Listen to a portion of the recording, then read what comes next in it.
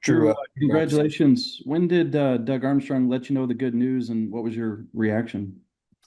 So Doug and I have been talking over the last week or so when he was over in Europe, and then just this past weekend, he had offered me the job, and obviously for me, an exciting moment, something that I've been working towards, and something that I wanted for myself, my family.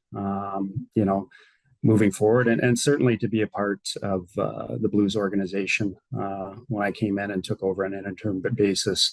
That was something that for me, not only having success, while I was there in the interim basis, but also, the process, going through that process, and giving myself an opportunity to be able to be interviewed and looked upon as the head coach of the St. Louis Blues.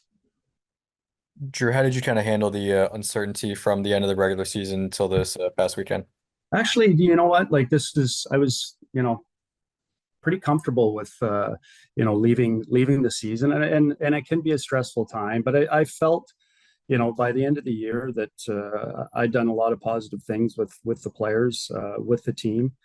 Certainly was, disappointing the way it ended up for us, but overall, I was happy with, the strides we made with our players and with our team, and I felt at that time, I'd done as much as I possibly could at that time, and now just to go through the process with Doug and the rest of the management staff, and look forward to, obviously, the answer that I got in the last couple of days, and going through that process, and now moving forward.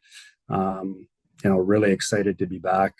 Excited to work with these players. Excited to continue to grow with the leadership group, and excited to be back with the staff that I worked with. Drew, when we last talked to you, you always seemed like you were talking like we and us and moving forward. You felt like you had this confidence that it was going to come back to you. Did you always feel that way, that it was going to eventually come back to you here?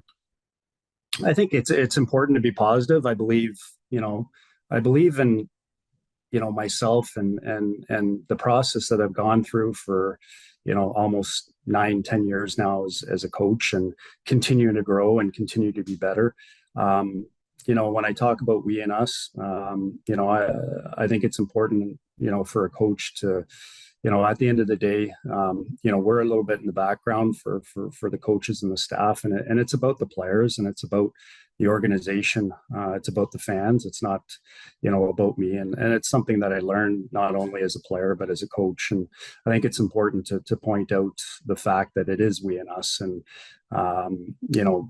that being said, for my development and process, I'm proud of where I am. But certainly there's a lot of work to be done moving forward, and I continue to grow as a coach. As you've had a few weeks to reflect on the season, and I know you touched on it a little bit previously, but what are some things that you feel like you did really well, and what are some things that you just can't wait to get back to St. Louis and work on, and maybe do well when you come back? I think, when you come in under the circumstances I did, it can be difficult, and I felt I managed that very well. Um, you know, Luckily for me, I did have relationships with a lot of the young players that I continue to build on. Certainly, building relationships with the older veteran players, the leadership group, was a key part for me. And moving forward, that's going to be, a big part of my summer plans is reaching out to those guys and continue to build on those relationships. I think that's extremely important as a coach to have those relationships with your players and with your leadership group. And I think that's the main focus for me right now. Obviously, tactically, we're gonna sit back here and watch the playoffs, and I think it's important to be able to digest that while it happens. And then kind of look at our deficiencies within our game, things that we can continue to improve on. We'll meet back, I think, at the end of June, early July, and start to get to work on those things that we find out. Drew, do you anticipate any changes or additions to the coaching staff? Right now, no. I think, number one thing when I talked to Doug is how, ecstatic I was about, having that group there. Again, like the circumstances that I came in, this is a hardworking group. They welcomed me. They had my back, and I think it's important for me to have their back. And like I said, I think, we're just at the tip of the iceberg here. I think there's a lot of work still to be done. And I value the relationships that Mike Weber and Steve Ott have with the players. And I think that's important moving forward, that we have that in our dressing room. Hey, Drew, with the interim tag, there's a lot of uncertainty, whatever subconsciously, some players just wonder, is this going to be my guy moving forward? How much do you think it'll help you reinforce your beliefs and coach this team now having this 2-year contract? Yeah, there's no question. I think, as a player, there is some doubt, moving forward, what is going to happen with that person behind the bench. But in all honesty, our players did an outstanding job. They were extremely respectful to what, the message that we were sending as a group, as a leadership staff. And I appreciated their effort every day, and their commitment to us, getting to where we got. But certainly, the process moving forward, we're going to continue to build on it. I'm excited about the process. I believe in what we're doing, and I believe in the group that we have, and we're going to continue, and building on that here in the future. Drew, do you feel like you had a good balance of pushing and prodding this group when you talk about veterans and young guys, giving them the leash to get an expanded role? And how important is that going to be for you moving forward to be able to do that? Well, I think I had a good balance, and I think a lot of that balance is based on relationships. You talk about accountability. I think you have to be able to have good relationships with younger players and your older players to be able to hold them accountable and for them to understand the reasonings and the why. But again, like that's something that for me moving forward, that I got to continue to work on and build stronger relationships with our players.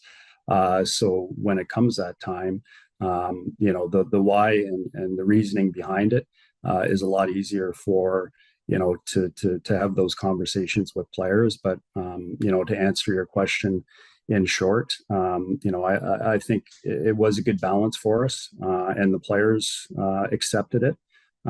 Sometimes they didn't like it, but they understood, the process and where we were going with it. Drew, you've obviously had a lot of experience in developing younger players. What are some of the important things from your perspective that you do in order to get growth from these younger guys?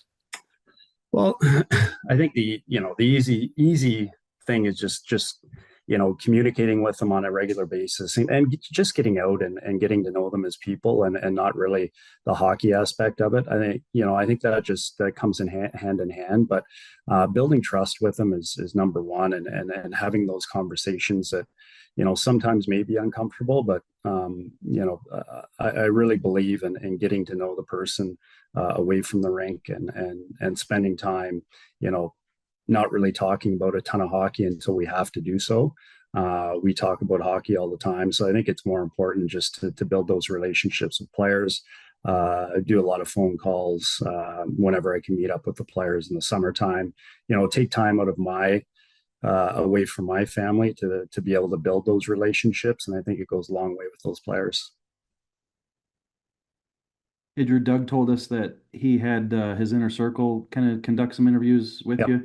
If you don't mind, who'd you speak to, and did you come away from those feeling pretty good about how you presented yourself? Yeah, so I spoke to Alex Steen, and then I spoke to Pete Shirelli, and also spoke to, obviously, at length with Doug, over the last 3 weeks, and previous to that, and then Scott Mellenby also. That process was over a day, probably about a 7-hour interview with all those three peoples, and then the continuing conversations with myself and Doug over the last month or so, leading up to the offer of the job.